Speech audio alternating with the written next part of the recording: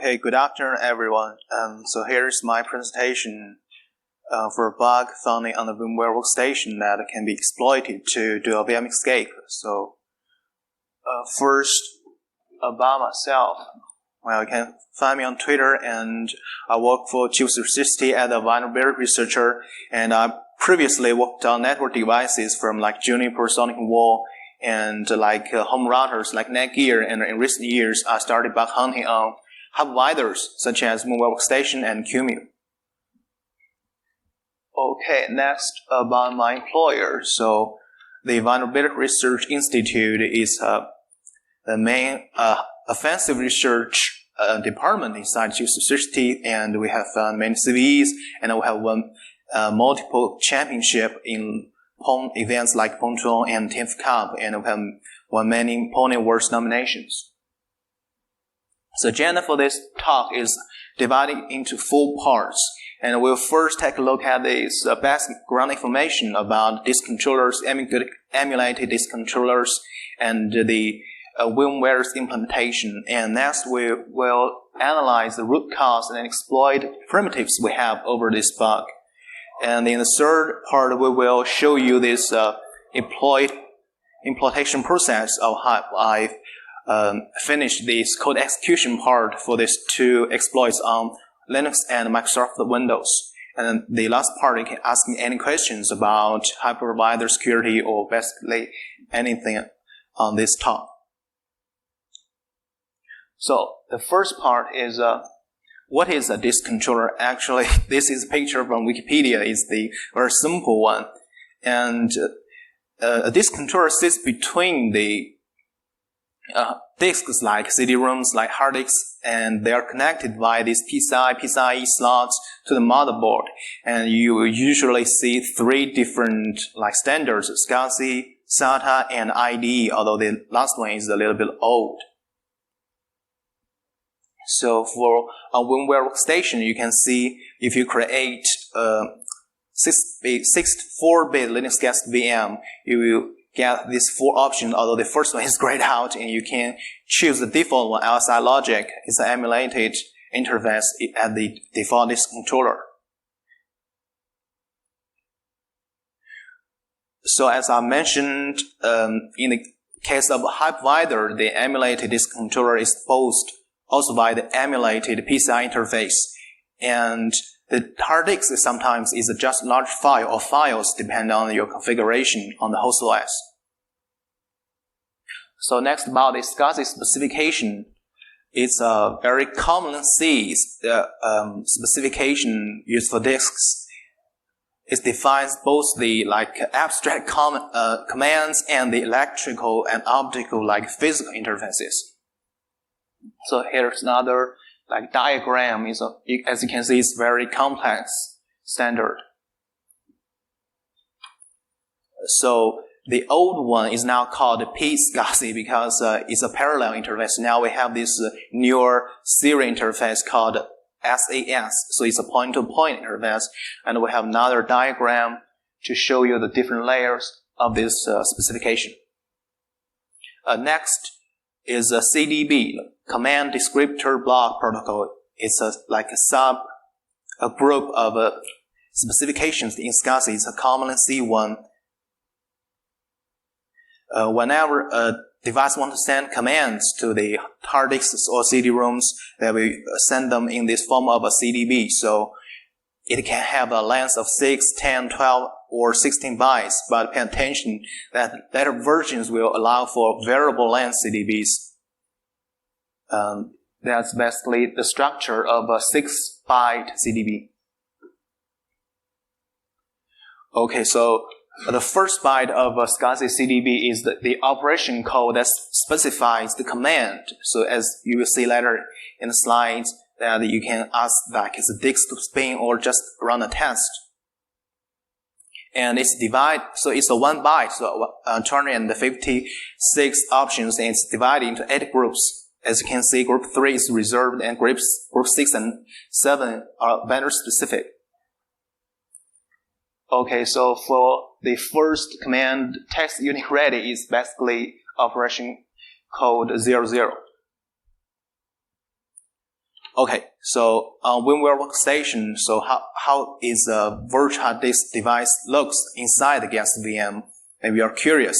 If you run this lspci-ktv command, you see that it's a device connected to the PCI interface, and it's actually the default one, as I mentioned before, is from LSI logic. So it has a long like logic 53C1030. It has its real-world counterpart. You can buy them like from hardware stores online, and you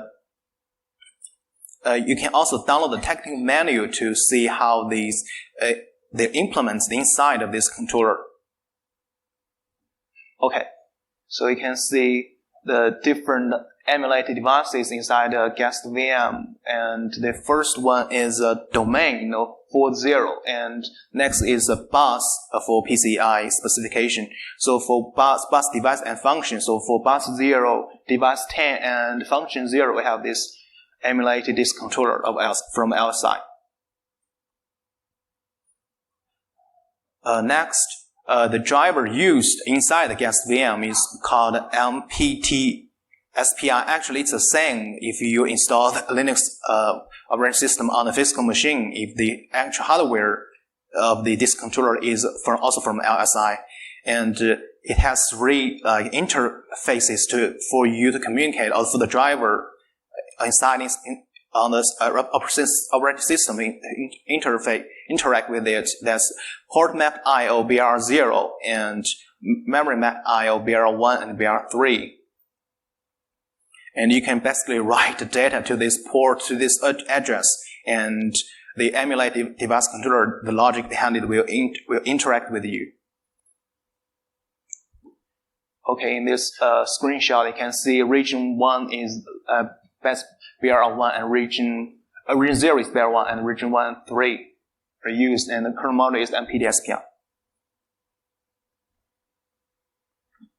Okay, let's get into some details about this driver MPT SPI. So in this kernel 6.1.19, as you can see, the main structure we use here. Okay, sorry. It's a message SCSI IO request. So the last element inside this structure is SGL. It's a union. So you have this SGL union simple and SGL chain union, which has these 3 elements inside it. And when VMware implements its LSI, like the emulated devices on its, for example, Workstation 17, as we can see from the next slide, A2 is the structure I've shown you. It's the message SCSI IO request, and V6 is malloc is a large structure to store the overall request. Okay, here is the function in the handler for LSI, and the second one is message IO request, and the V6 is allocated here. So it's actually a large, you can see it's a large structure.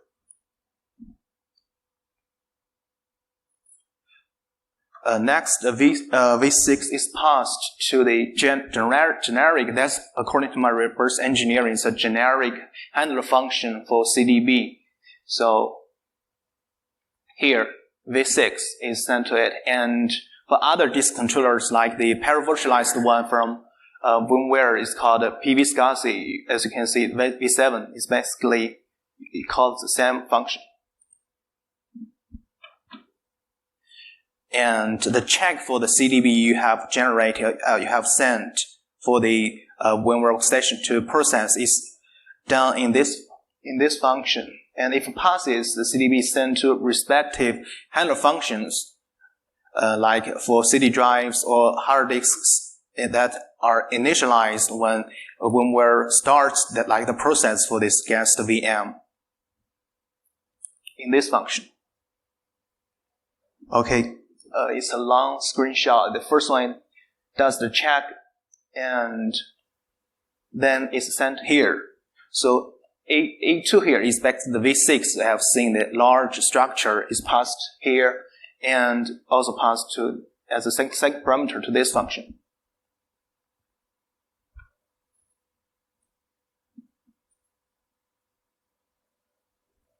Okay, here's inside that function we have mentioned for different handlers. As you can see, the registered handler functions will process A2, V2, the same. Okay, maybe you're curious what kind of check does it have in that check function we mentioned before. Actually, it only checks two elements. The first is called CDB length. It's controlled by the guest. So inside this, CDB length, this element of this structure. And of course, CDB operation code is the first byte of the CDB array. And in the next screenshot, I'll show you how it's actually implemented. But remember, this one is A3 plus 48 is the CDB length, and this one is CDB. So the reference twice, you got the operation code. Remember, the operation code has 8 groups, and this array has different lengths, for different operation code.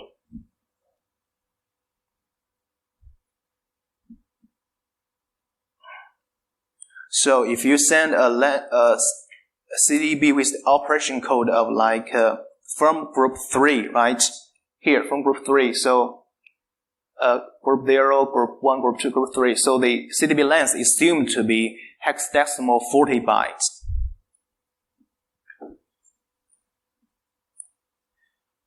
Okay, in this checking function, you have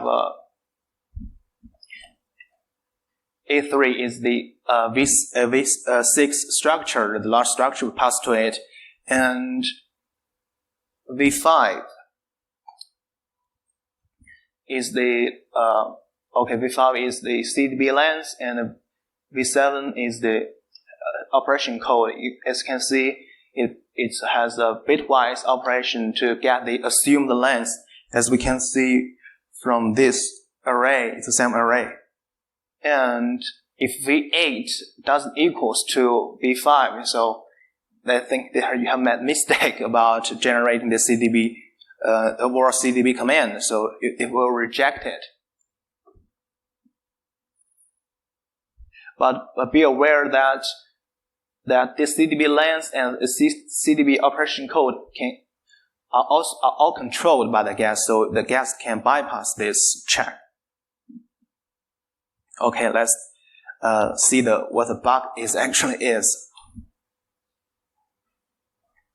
According to my understanding of this bug, the assumption is broken when newer specifications were introduced, and the original assumption about some length of some size didn't work anymore because of the change of specifications. So the bug here is this one, CVE2023 and 2872. It's out of bounds read and write vulnerability. It is from the adversary of VMware. The screenshot here.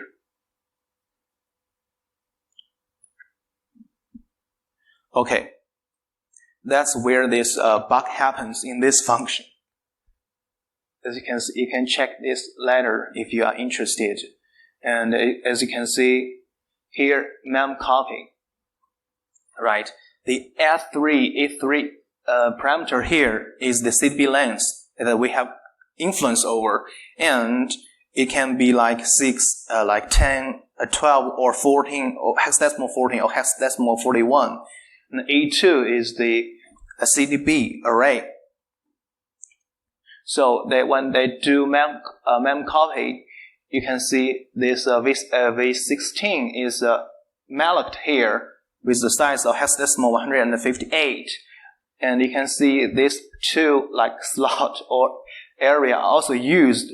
It's obvious that when they do this mem copy, the A2, the maximum size of A2 is assumed to be hexadecimal 10 because there are other elements after it. Okay, so if you send a CDB with operation code from group 3 and you send the CDB length accordingly, for example, hexadecimal 40, it will bypass the check and you will get this crash if you have patch heap enabled on Microsoft Windows. Right here, okay. Right here, when the memory copy happens. Okay, so this is the fix for this bug. It's fixed in Workstation 17.0.1. And the approach VMware took is it's actually a light fix. It doesn't restructure the overall logic of this code, and it only check the operation code first, basically to specifically reject these two. Actually, they want to reject operation code from group 3 or group 6 and 7. This group of large CDB lanes, they will reject it. So if it's hexadecimal 40 and down here it'll have a go to, and basically it will return. So as you can see, they reject it, and the same for hexadecimal 41. That's how they make sure that your command that will pass this check will be less than hexadecimal 10 of the size, obviously. Okay, next we'll see some exploit primitives. What do we have to exploit this bug? Okay. So the destination is this hexadecimal 158 chunk. It at the offset of 100 and hexadecimal 138. So this source chunk is this V6 large chunk we have mentioned before. It's nearly at the end of it. Okay, with patch heap enabled, we can see where these parameters for mem copy, the destination, the source chunk are generated. So this one is quite near. Is for this 158 chunk is malloc just above the mem copy, and this is inside the LSI handler function. And you can calculate the offset. Okay, so first we'll talk about out-of-bound read primitive. That's the source parameter for mem copy, and this is the V6 is inside the V6 large structure. Here, V6 is malloc, and inside it we have this function, and it returns with the pointer, +1. So it's basically an offset of this malloc chunk. So that's why the source is hexadecimal 4100 and F8, not F0, because we have this 8 plus added to this offset. Okay, so when you send a CDB length of hexadecimal 40, obviously the first 10 bytes are the normal byte, and you will overflow 30 hexadecimal 30 bytes after it, or read the same length after it, and you have the first hexadecimal 20 bytes within that 30 hexadecimal 30 that's within the source chunk. Okay, after the CDB, that 16 byte CDB, you have this structure, you have this element, a data length, 4 byte, SGL, flag length 4 byte, address maybe 8 byte, and something at the end of this source chunk. Yeah, it's more clear in this diagram. We can control the data here, so when the mem copy OB happens, so it's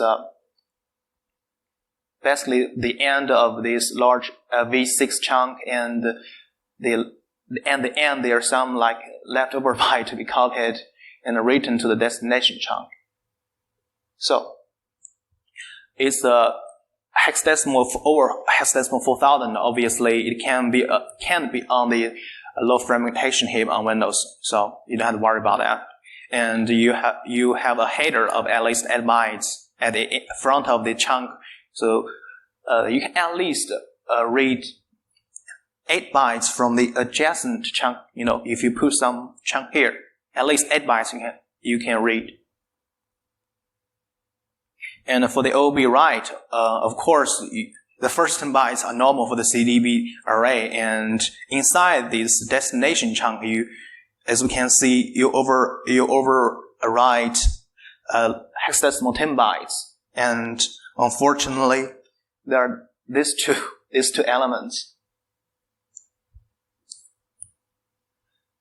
And in this diagram, you can see these two hexadecimal 10, and if you put another following chunk here, and you can trigger this low fragmentation heap mechanism, and you have a maximum hexadecimal 20 bytes into the following chunk, because chunks on LFH don't have a header, right? Okay, that's the last primitive we have, and it's a strong one. It's the arbitrary call. So here it's the same function where the mem copy overflow happened, and we call this function basically, this function pointer, and the big 16 is this hexadecimal 158 chunk we allocated in this function. So inside this function here, you don't have to worry, and basically here, so it's actually call this function with A10, and A10 is big 16, this chunk. So you will have A10, the first parameter to this function in the end.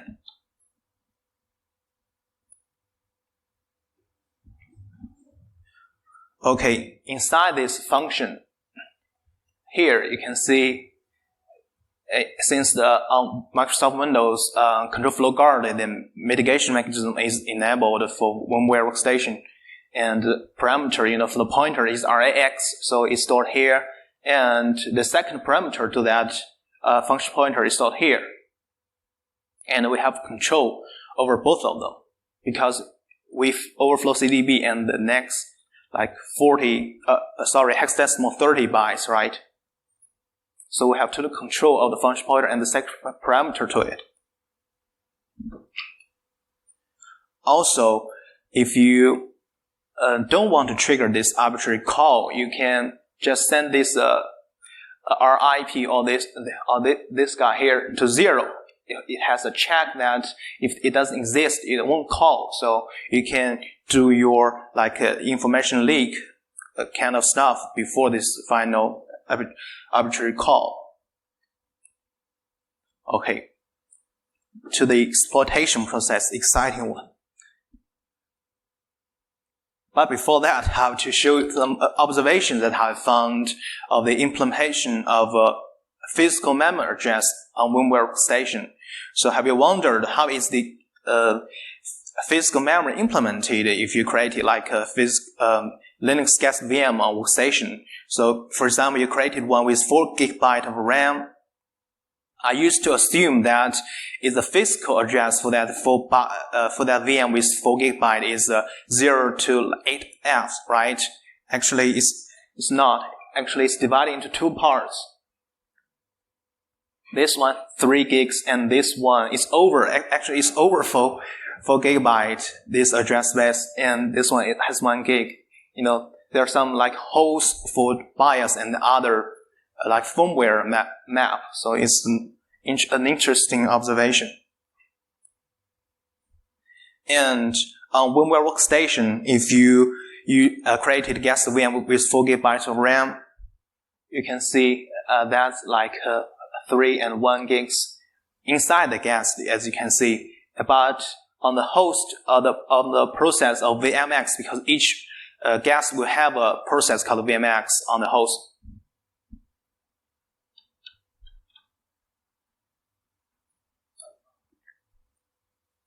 Sorry, technical.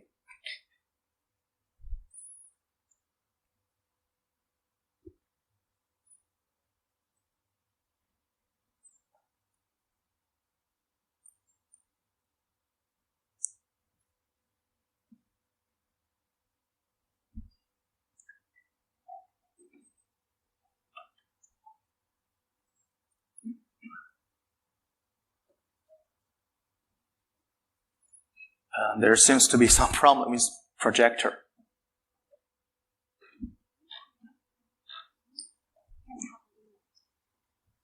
What? Okay, yeah.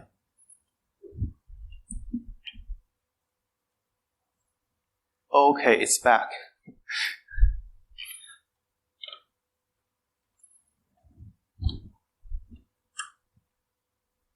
I don't know what happened, but let's go on.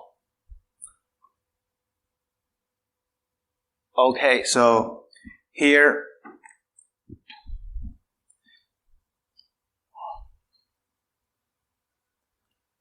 you can see if you, for example, with the address space layout randomization disabled, for example, disabled for this VMware process, you have this 4 gigabytes of physical address here in this address, in this memory space.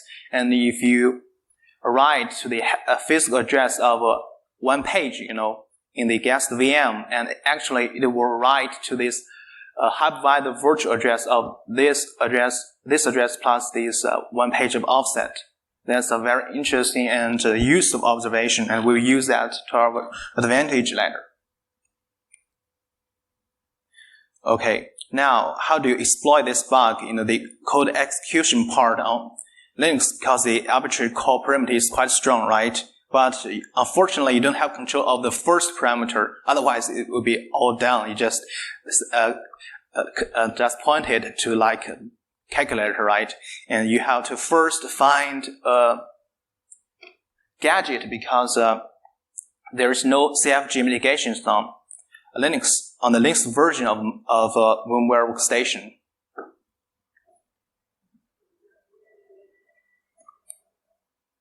Okay, so I just try searching for some interesting gadget, just like this one. I didn't know if it will work or not, but actually it works with this wrapper, the very common tool for wrap. And I find one. It's here. It moved the second, on Linux, the past 4 parameters, RSRDR, right, RCXRDX. So it moves the second parameter to the first parameter to the of this function, and you call the function stored in this second or first parameter, and we have control over that definitely. And the exploitation code is quite simple actually. This hexadecimal 30, you just point to this command, the calculator, and this function pointer points to the text offset plus that gadget, and we can use this send pointer to this address, not the PLT address of system, because I did notice that if you set it to the PLT address of system, it will have some issues of stack alignment, because on Linux with the help of glibc you have some stack alignment requirements. So this one will work, and with only one gadget you can finish the code execution part of this exploit, right? Quite simple and elegant. But on Windows, it's not that easy because you have CFG. You can definitely couldn't rob, and you have to find a function and to just carry on the exploitation, and without triggering the bug. And when I was playing with this primitive, and I was sent this what.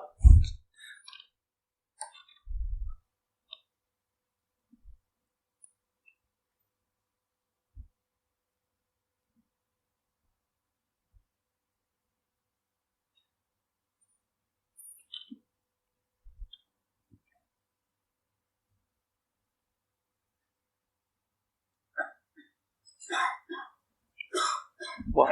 Okay.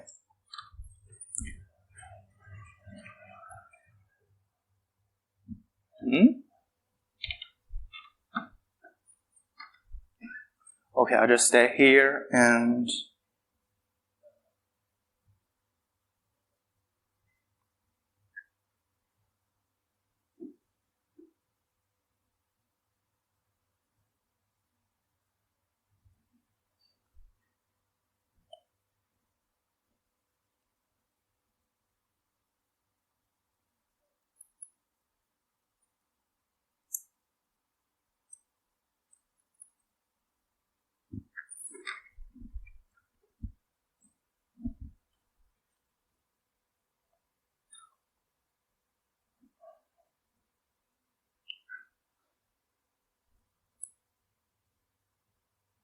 Okay, seems I have to stand in this spot to keep this going. Sorry for that. And the original function is this guy, and to pay attention to this address, to this function, will be really useful. So I was just playing with this primitive, and obviously with this OB, you destroy some heap, like after this smaller hexadecimal 158 chunk, and so the chunk after it is obviously destroyed, so it will likely lead to some crash. And I was checking the backstress of this crash, and I found this function.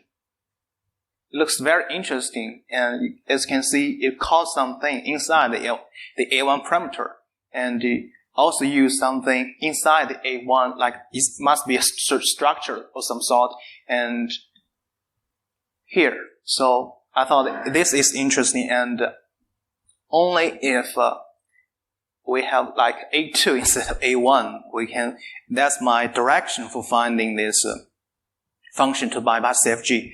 And actually, it's the original one. It's just that I'm just that lucky. It's the original function, and as you can see, A1, the first parameter is not used. So A2, we have control over A2, and here, we found is basically A2. Yeah, the element. Yeah, so we can just use the original handler function to bypass the CFG mitigation. Yeah, I'm really excited about that. And we can just make another arbitrary call, right, with this function. And we don't even have to control this, in the first arbitrary call, don't even have to control the RIP or the function pointer. So we only need to control like the second parameter of it. It's sort of like a dead-only exploitation. It's quite a new and popular concept. Okay, about that observation I mentioned earlier about the implementation of a physical memory. So we can basically just overflow this function pointer with the original function and point the second parameter to the guest physical memory. Like this guy plus an offset, and I choose the second offset, for example, this one, and I just write to it and put all the elements of this second of the elements inside this. Obviously, it's a structure, and it's very convenient. Okay, that's the final arrangement. This is inside the guest physical memory, and we arrange this guy and this command and this Wenxu EC and the second parameter, and it will call pop calculator. Okay, the features of this kind of function is you can make another arbitrary call with it because it will use the parameter, the second or the third or the first to and use this function pointer stored in it, and the parameter, for example, parameter to another structure inside it. So it's all under control of you, and you can make another arbitrary call. I think it's a call chain. Okay, next to this live demonstration.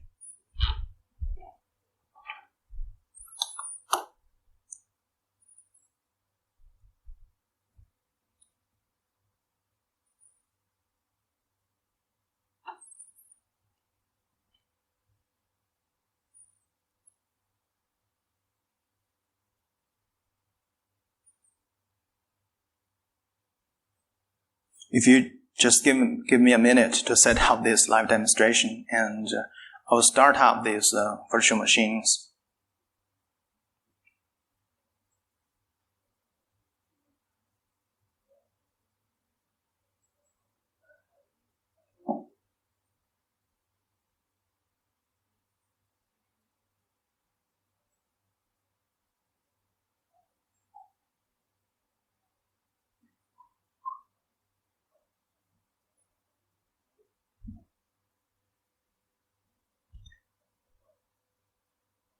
Oh, this is just a screenshot to show you that the character is actually originated from the VMX process, the virtual machine process, and it's on this last affected version, Workstation 17.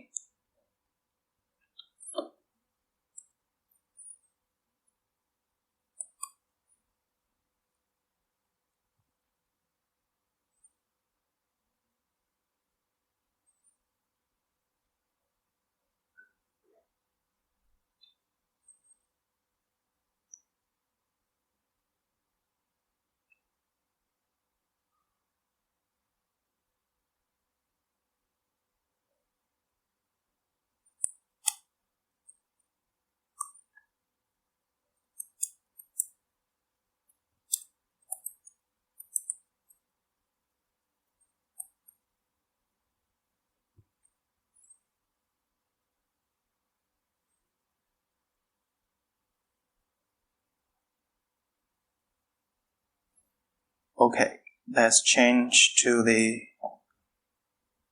window. Okay, the first demonstration is about this exploitation on Linux. As you can see, version 17, right? And the guest VM just started, so although I mentioned it's like less than 1 second, yeah, it is, but it still has some background running, so it's the like overall load is a bit higher, so maybe it would take longer than 1 second.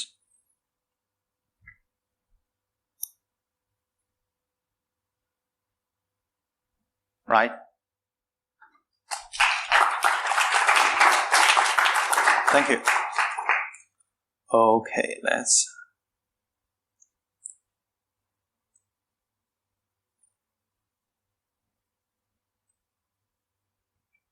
Next is the Windows Word version.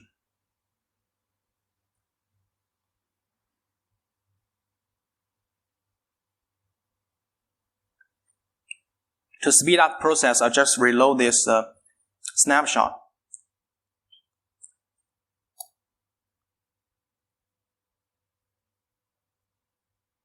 Right? Yeah, a very high success rate. Yeah, in theory it's 100%, but you don't know in real life with this kind of binary exploit.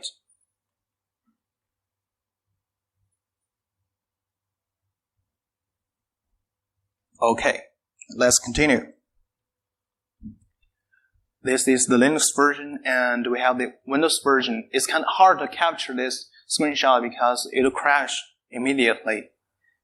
So it's not like an exploit that would be used by the like an NSO group, that will try to hide their exploit, but it's just a demo. As you can see, okay, sorry. Yeah, it's not very clear. Yeah, the character has. Its parent of it is the VMX process of this VM. Okay, takeaways and Q&A. The first 3 takeaways are the disk controllers of VMware hypervisors are really complex, and I believe there are more bugs. And if you're interested, you can find me on Twitter. We can talk about it and to see what other areas we can explore next. And when doing bug hunting, it really pays to read the specification. For example, for this LSI disk controllers, you have to be familiar with it, and you can also read the Linux drivers for most emulate devices because they have their real-world counterparts. So the drivers are basically the same inside the VM or on the physical computer. And lastly, if you are interested, you can put the data inside the guest physical memory directly, like I mentioned about this implementation on VMware Workstation, the physical address of it. So you can just put your very complex data structures inside the physical memory that under direct control of you, and you don't have to find another area to put your data. And you can just put it there, and with the leak primitive, you can just use that area that's directly under your control. Okay. are there any questions? I know it's not very clear, at least some part of it. And yeah. Yep. Yeah, I have a couple of questions. Okay. I noticed in your example that you said you were writing basically to the first page of physical memory, address 1000 hex. Okay, that's just the example, and I actually choose one inside this last 1 gig range because that's usually used by the user mode process or like third-party drivers. But you can definitely use that one, at least as long as it doesn't affect the normal running of this against the VM kernel, right? Right. Where I was going with that was first you're executing or using WinExec. I wasn't sure how you got the address of WinExec, and then when you did use WinExec, however you get that ASLR. Yeah, that's a very interesting question. The demonstration is only for this code execution part, and that's like I mentioned before, with this OB read and write primitives, you can definitely build your information leak to bypass the ASLR mitigation, right? And that's not very interesting because basically every binary memory corruption bug uses the same approach, right? You have your second primitives and you build on it to do execution or information leak. But for the code execution part, I think this bug is more rare and more interesting. Otherwise, I wouldn't have shown it on this conference because I think it's more hacking style. Oh, yeah, it's cool. Don't get me wrong with that. Yeah, I was just curious because obviously, every boot, the WinExec is going to be in a different place. Yeah. It has this ASLR mitigation. Of course, you have to defeat it first, but that's not included in this talk. It's not very interesting, in my opinion. The other question I had with it was, regardless of the physical page that you ended up writing, whether it was the first page or 1,000. The first megabyte of RAM, you're obviously corrupting some memory somewhere to utilize this. Yeah, you are corrupting the memory inside the VM, right? And you can make an observation, and you can see some areas, large chunk of it are used by the user mode process, like in the last gigabyte, right? And if you overflow, just arbitrarily write or overflow them, it won't crash the kernel of the guest VM, and you get a code execution before that, so it's fine. What I was wondering was, when you're making the WinExec call, forget ASLR and everything else, and you're passing the parameters in, you had the physical address within the, you were using a physical address, whatever it happens to be. Yeah. How are you going from physical to linear to get the actual parameters to WinExec, which is the command and the show window, or the string basically, and so you had to go from a physical to a linear conversion, or you knew it ahead of time. And I'm wondering how you went about knowing to pass the linear, or how you got the physical address converted to a linear address within the host, so that when WinExec dereferenced the pointer to the string, which would be in user space ring 3, how that linear to physical mapping was done. Yeah, okay, that's an excellent question. And I believe it's falls into the same category of first, defeat address-based layout randomization, right? It's the same area. You can get multiple leaks or different kind of info leaks. And especially for hypervisor exploitation, some drivers, for this, for example, hard disks or network network card, the drivers that would usually do DMA, right? They will send an address, that's the physical address inside the guest VM, and send it to the emulated code of VMware, and it's easier actually to leak that address. They will translate first, of course, and you can leak that, and first you know the physical address of that already inside the guest, and you can use the leak primitive to leak that translated address back into the guest, the same info leak process, and you will know that obviously for the, with this randomization on, it's not like 07, like 7F. It's not that. It's off. It's to show you more clearly. And that's also when you are done this, you're doing this info leak page, right? So with that leak, you can obviously know where to put them because it's a linear. According to my observation, it's a linear map, the full gigs of memory, right? Okay, and the last question. Okay.